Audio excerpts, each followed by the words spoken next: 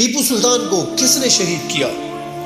اور یہ مقبول جان صاحب نے 2014 میں ایک کالم لکھا تھا کہ جس کا عنوان تھا کہ تجھے آبا سے اپنے کوئی نسبت ہو نہیں سکتی۔ اس میں اور یہ مقبول جان صاحب نے اسکاٹ لینڈ کے دارالحکومت میں واقع ایک میوزیم کا ذکر کیا ہے جس میں ٹیپو سلطان کی تلواریں، چادریں اور دیگر سامان پڑا ہوا ہے۔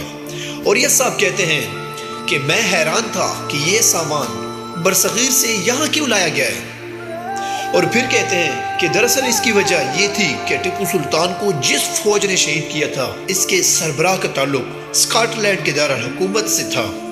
اس شخص کا نام ڈیوڈ تھا۔ یہ 1757 میں ایک تاجر کے گھر پیدا ہوا۔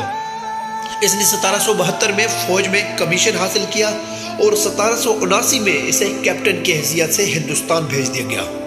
اس نے کرنل بیلی کی سربراہی میں ٹیپو سلطان کے والد حیدر علی سے جنگ لڑی۔ اس جنگ میں انگریزوں کو بری طرح شکست ہوئی، اکثریت ماری گئی، جو فوج بچی وہ قیدی بنا لی گئی۔ ڈیوڈ بھی شدید زخمی تھا، اسے بھی قیدی بنا لیا گیا۔ اس نے 4 سال قید کاٹی، پھر آزاد ہو کر انگلستان پہنچا تو اسے لیفٹیننٹ کرنل کے عہدے پر ترقی دی گئی، اور پھر 1790 میں اسے دوبارہ ہندوستان بھیج دیا گیا۔ یہاں اس نے ٹیپو سلطان کے ساتھ بہت سی جنگیں لڑی۔ آخری جنگ میں 50,000 سپاہیوں نے حصہ لیا۔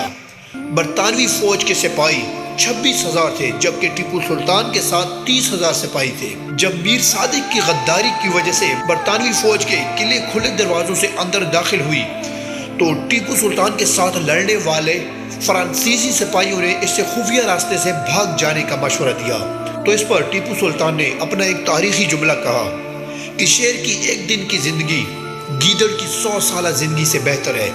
یہ 4 مئی 1799 تھا۔ اس دن ٹیپو سلطان کو شہید کیا گیا اور اسی شام ٹیپو سلطان کو دفن کر دیا گیا۔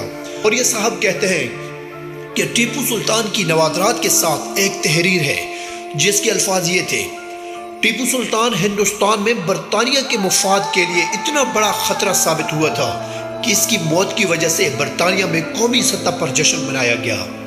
اور یہ صاحب کہتے ہیں کہ آج ہماری نسل کو اپنی تاریخ سے اس قدر لا علم کر دیا گیا ہے کہ انہیں معلوم ہی نہیں کہ ان کے آباء و اجداد کس جرأت و بہادری کے پیکر ہوا کرتے تھے۔ اور یہ صاحب کہتے ہیں کہ جو قوم برطانیہ میں لکھی ہوئی نظموں اور کتابوں کو پڑھ کر جوان ہو رہی ہے، اسے کیا خبر کہ اس کا ایک ماضی تھا جس پر اسے فخر کرنا چاہیے تھا۔ اور یہ صاحب کہتے ہیں کہ جو قومیں دوسروں کی عظمتوں کی کہانیاں پڑھ کر جوان ہوتی ہے وہ مرعوب ذہن اور مردہ ضمیر لے کر پلتی ہے۔